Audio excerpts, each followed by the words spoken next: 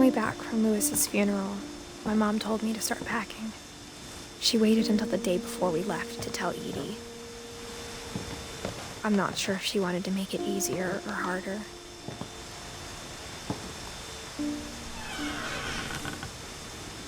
I wish we'd stayed.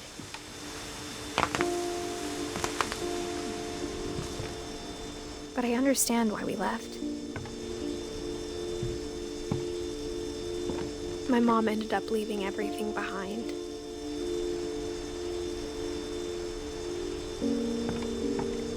What happened that night had been coming for a long time. Maybe it should have come sooner.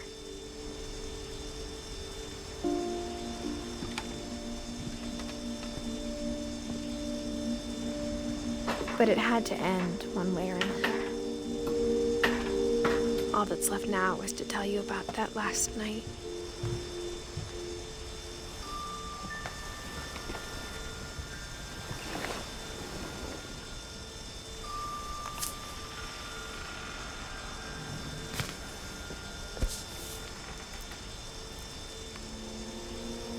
That whole last day, Edie just watched us pack and didn't say a word. Until supper, when she raised her glass and said, "To our final night together, and all our final nights apart." Grandma, you know what I said about alcohol. Some of your medications are very Edith, specific. I left a present for you in the hallway. Why don't you go open it? The grown-ups have to argue now. I'm sorry, you're right. We're all leaving tomorrow. Let's just enjoy our last... I'm not leaving. Edith, you're excused.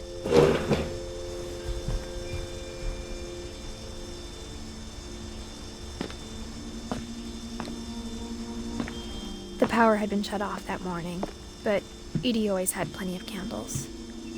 When my mom sealed the library, I don't think she knew about the other entrance. Or that Edie had a key to it.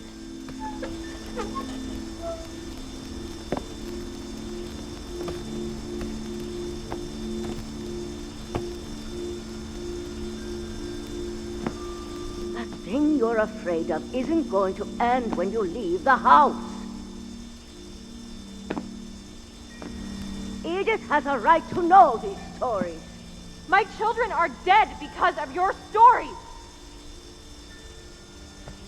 I think it's best if Edith and I leave tonight.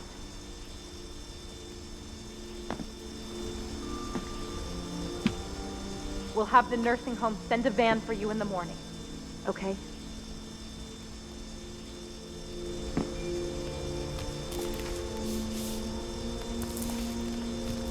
Dear Edith, there's so many stories I wish I could tell you, but there's only time for one.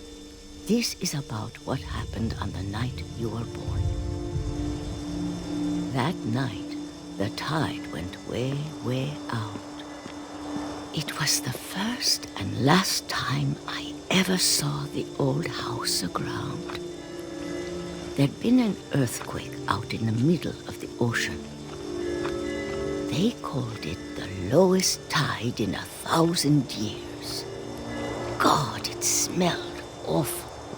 You know, I've seen that house every day of my life.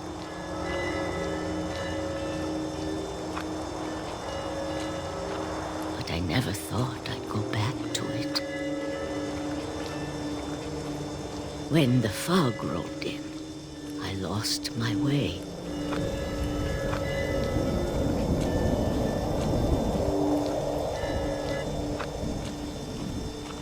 I got turned around.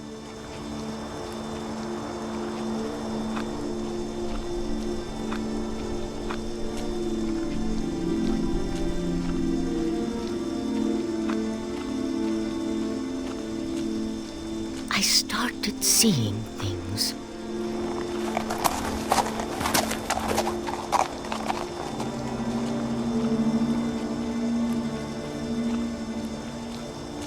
Things I'd forgotten had ever existed.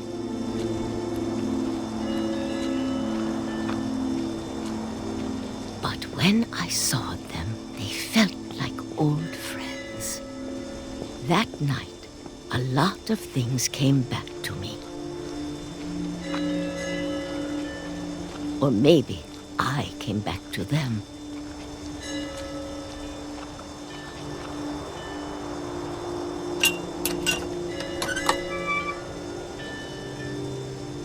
Things I can't explain, but that I need you to try and... Edith, what are you doing in here?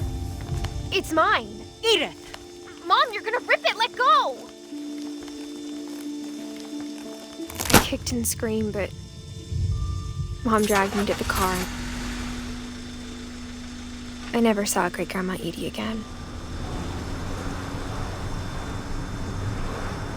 The next morning, the van came to pick her up, but she was already gone. After that, we moved around a lot.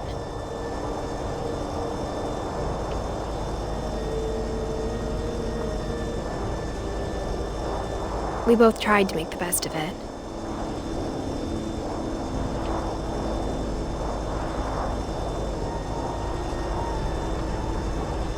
A few years went by.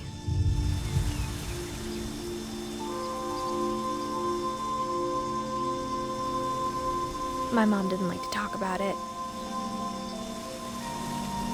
but she started getting sick a lot.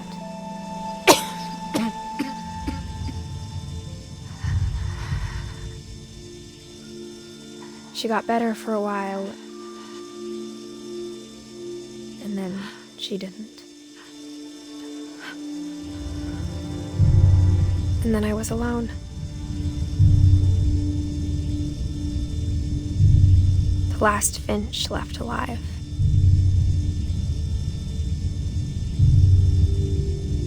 Until I found out about you. I'm still not sure what to tell you about all this.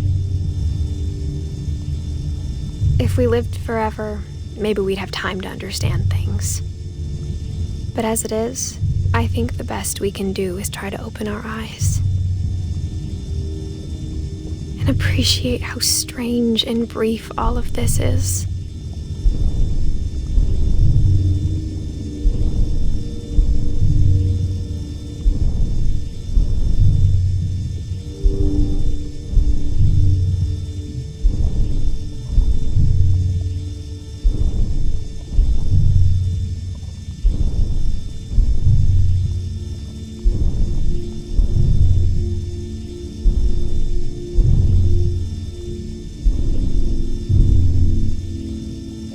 This journal was supposed to be for you. But now I hope you'll never see it. I just want to meet you and tell you all these stories myself. But I guess if you're reading this now, things didn't work out that way.